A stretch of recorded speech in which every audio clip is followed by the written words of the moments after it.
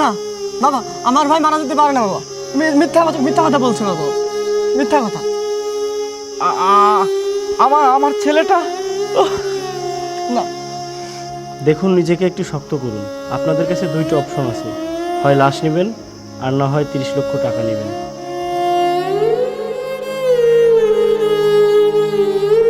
দেখুন দুলা ভাই, মরা মানুষ তো আর ফিরবে না, তার থেকে আপনি টাকাই নেন। ও কিন্তু কোনো কিন্তু না। দেখুন দুলা ভাই, এই টাকায় মিজানের লেখাপড়া হবে, আপনাদের এই অসমাপ্ত ঘরের সম্পূর্ণ কাজ হবে, বরং আপনি টাকাটাই নেন। না না, আমার কিচ্ছু চাই না, ঘরও চাই না, আর কি আমার কিছু লাগবেও না। আমার শুধু ভাইয়ার লাশটা চাই। আমরা টাকাই নেব। আপনি বাবা বলছেন কাকে? আপনি তো আপনার ছেলের মরদেহ 30 লক্ষ টাকার বিনিময়ে বিক্রি করে দিয়েছেন। এই নিন আপনার 30 লক্ষ টাকা। এই সংসার আর কতদিন এভাবে চলবে? চালের দাম বাড়ে, তেলের দাম বাড়ে, অথচ আমার কপালই বাড়ে না। বাবা, ভাইয়া তো বলছে যে এই মাস পরে টাকা দিয়ে দেবে। ওই একটাই ভরসা, ছেলেটা যদি আজকে বিদেশ না যেত তাহলে আমরা না খেয়েই মরতাম।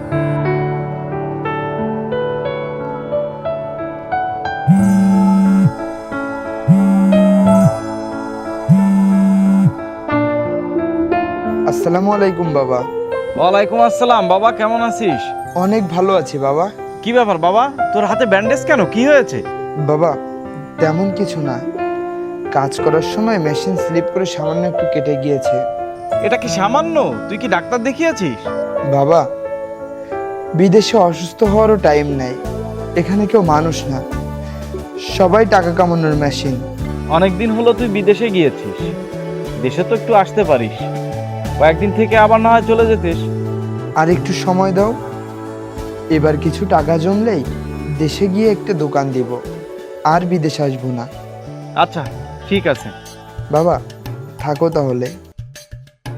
এই রহিম, ফ্যানটা বাড়াই দে। এ কি এই যুগের ফ্যান নেই যে তোরে ভাড়ায় দেবো? এলে 1971 সালের ফ্যান, উনি ফ্যান ভাড়াতে এসে। তুই জানিস এ আমার জন্মের সময় মরে যাওয়ার কথা ছিল। এই যে ফ্যান, ও সারালে সে বাতাসের চেয়ে শব্দ বেশি হয়। তা একেবারে তুই খারাপ করিসনি। এই বাসায় আর কিছু না থাক, ফ্রি আছে মশা আর হচ্ছে গরম, আর ওই খাচ্চর ওই বাড়িওয়ালার গালাগালি। ও ভালো কথা। আজকে রানবে কিটা? কেন আজকে আমি বিরিয়ানি রানবো। এ কি করলি? তুই রানবি? আগে একবার রানতে গেলি না? রানতি না, ডিম বাজদি গেলি, তাই সে ডিম কান্দায় ফেলাইলি। আবার রানতে যা শখ হয়েছে তোর। আজকে খালি তুই দেখ আমি কি রান্দা রান্ধি, আমি শেফ হয়ে আছি। আজকে খাইস কেন? আমি রান্ধতে আসি।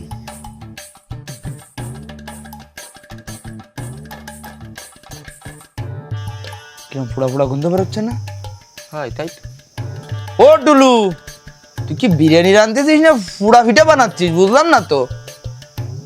ও বাড়া মনে হয় খাওয়া যাবে না নে, ও আজকে খার মারায় গেছে। এ তোরা কি করছিস? কোনো সময়ের জন্য তোমরা এসব করবা না। আমার রান্না খুব ভালো হয়, আর আমার অল্প একটু পুড়িছে, বেশি বেশি পুড়িনি, খার উপযোগী। ও খালি এনে দেশে যাওয়ার আগে জানাজা ভর্তি হবে না। হয়, আর কবরের পাশে লেগে দিতে হবে না।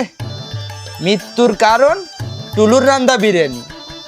High first, time is money, দ্রুত কাজ শেষ করো। স্যার, সকাল থেকে কাজ করছি, আর পারছি না, একটু পানি খেয়ে নেই। এত কথা না বাড়িয়ে দ্রুত কাজ শেষ করো। জি স্যার। এই চল।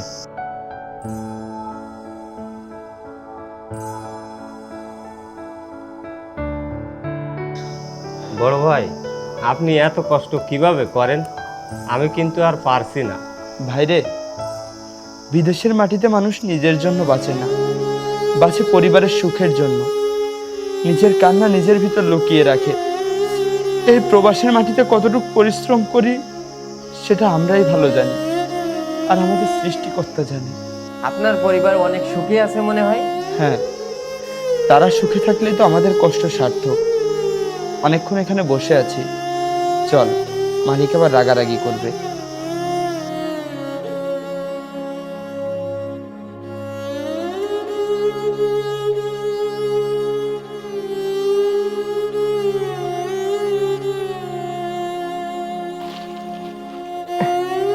দাদা বাড়ি থেকে ফোন দিয়েছে।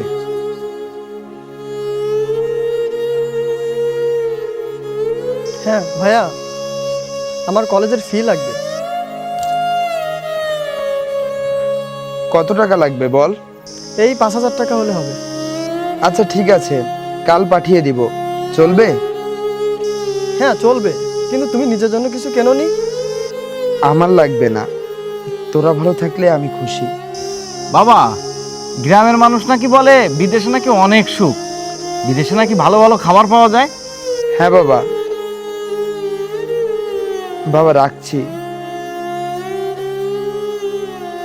বন্ধু, বাবা বলছে বিদেশে নাকি অনেক সুখ, বিদেশে নাকি অনেক টাকা, কিন্তু বাবা তো জানে না বিদেশ কাকে বলে। শরীরে জ্বর নিয়ে, অসুস্থ শরীর নিয়ে শুয়ে থাকলে বোঝা যায় বাস্তবে বিদেশ কাকে বলে।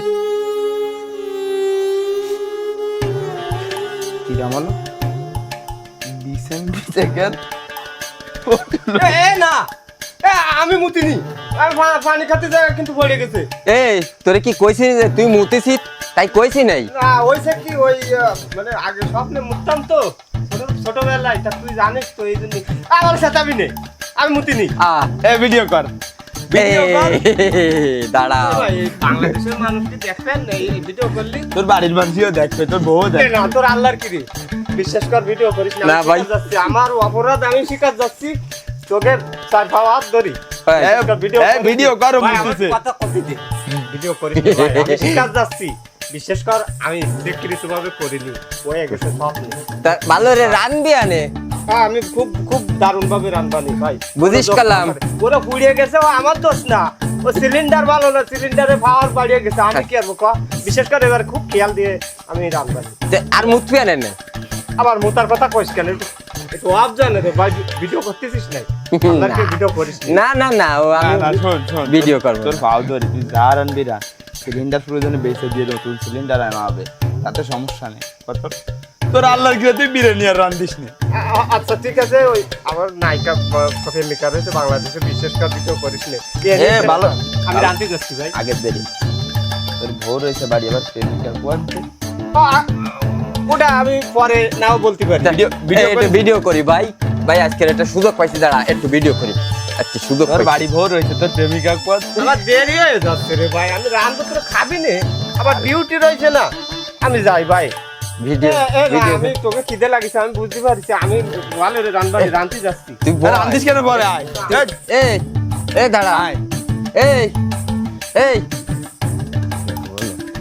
আর তুই কিরাম পাগলটা তোর দেখ, বিশেষ শূন্য খারাপ। ওই তো পাগল সাদাইছি।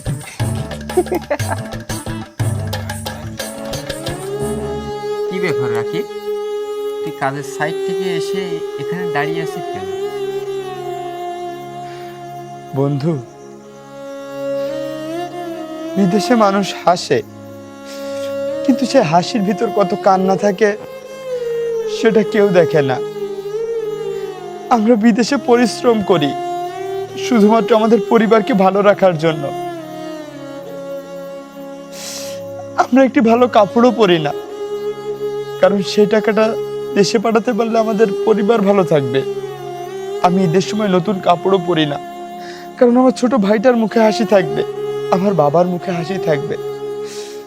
আমার পরিবারের সবাই জানে আমি বিদেশে শান্তিতে আছি, কিন্তু তারা যদি দেখতো আমি ঠিক কতটা শান্তিতে আছি, তাহলে তারা কখনোই এ কথা বলতো না। বিদেশ আসলে মানুষকে শক্ত বানায় না, একটা মানুষকে ভেতর থেকে আস্তে আস্তে শেষ করে দেয়।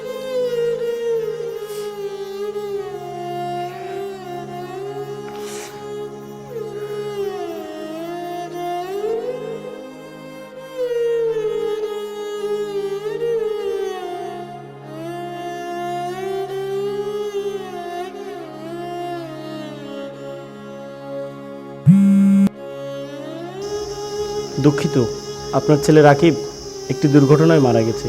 না বাবা, আমার ভাই মারা যেতে পারে না বাবা, মিথ্যা কথা বলছো না তো, মিথ্যা কথা। আমার ছেলেটা না দেখুন নিজেকে একটু শক্ত করুন।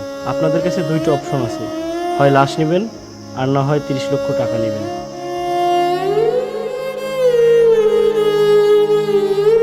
দেখুন দুলাভাই, মরা মানুষ তো আর ফিরবে না, তার থেকে আপনি টাকাই নেন। ও কিন্তু কোনো কিন্তু না। দেখুন দুলাভাই, এই টাকায় মিজানের লেখাপড়া হবে, আপনাদের এই অসমাপ্ত ঘরের সম্পূর্ণ কাজ হবে, বরং আপনি টাকাটাই নেন। না না, আমার কিচ্ছু চাই না, ঘরও চাই না, আর কি আমার কিছু লাগবেও না। আমার শুধু ভাইয়ার লাশটা চাই। আমরা আমরা টাকাই নেব। আচ্ছা ঠিক আছে। রাকিব, তোমার পরিবার কি বললো সবই তো শুনলে। স্যার, আমি শুধু দেখতে চেয়েছিলাম আমার পরিবার আমাকে ভালোবাসে নাকি টাকাকে ভালোবাসে, কিন্তু আমি বুঝতে পারিনি যে আমার পরিবার আমাকে এভাবে প্রত্যাখ্যান করবে। তুমি অনেক কষ্ট পেয়েছো তাই না? স্যার, আমি সারা জীবন ভেবেছি প্রবাসের মাটিতে যতদিন কষ্ট করতে হয় কষ্ট করব, কিন্তু তারপর দেশে যেয়ে আমি শান্তির ঘুম ঘুমাবো। যদি প্রবাসের মাটিতে মারাও যায়, অন্তত দেশে যে আমার গ্রামের পাশে আমার কবর হবে। কিন্তু আজ বুঝতে পারলাম প্রবাসীর কষ্টের দাম আছে, কিন্তু অনুভূতির কোনো দাম নাই। রবিউল সাহেব, রবিউল সাহেব, ভাইয়া তুমি? বাবা, তুই বেঁচে আছিস? আপনি বাবা বলছেন কাকে? আপনি তো আপনার ছেলের মরদেহ 30 লক্ষ টাকার বিনিময়ে বিক্রি করে দিয়েছেন। এই নিন আপনার 30 লক্ষ টাকা। আর হ্যাঁ, আমি মারা যাইনি। আমি যদি মারা যেতাম তাহলে এখানে পায়ে হেঁটে আসতাম কিভাবে? বাবা, আমি লোভের বশবর্তী হয়ে এমন কাজ করে ফেলেছি। তুই আমাকে ক্ষমা করে দে বাবা, তুই আমাকে ক্ষমা করে দে। আমি এমন কাজ কখনো আর করব না বাবা। জনাব রবিউল সাহেব, আপনাকে এখন আমার বাবা ডাকতেও ঘৃণা হচ্ছে। আমরা বিদেশে থাকি বলে আমরা পাথর না, আমরাও মানুষ। আমরা বিদেশের মাটিতে যত শান্তিতে বা যত কষ্টতেই থাকি না কেন, আমাদের সকল প্রবাসীর ইচ্ছা থাকে দেশের মাটিতে এসে ঘুমানোর। এমনকি যারা বিদেশের মাটিতে মারা যায়, তাদের জীবনেরও একটি শেষ ইচ্ছা থাকে, অন্তত দেশের মাটিতে তাদের দাফন হবে। কিন্তু আপনাদের মতো কিছু সংখ্যক পরিবারের লোকের কারণে সেটাও তাদের কপালে জোটে না। কারণ আপনারা সামান্য কিছু টাকার লোভে তাদের সেই লাশটিও বিদেশের মাটিতে বিক্রি করে দেন। আমরা প্রবাসীরা টাকা পাঠাই, আমরা শুধু টাকা পাঠাই না, আমরা আমাদের জীবন পাঠাই, আমরা আমাদের সুখ পাঠাই, আমরা আমাদের যৌবন পাঠাই। একটি সময় গিয়ে আমরা বুঝতে পারি যে আমাদের কাছে সবচেয়ে বেশি অভাব ভালোবাসার। আপনার সঙ্গে আর কথা বাড়াতে চাই না, আপনাকে বলেই বা কি লাভ। আমি এই বাড়িতে আর বেশিক্ষণ অপেক্ষা করব না, আমি চলে যাচ্ছি। আপনারা ভালো থাকবেন।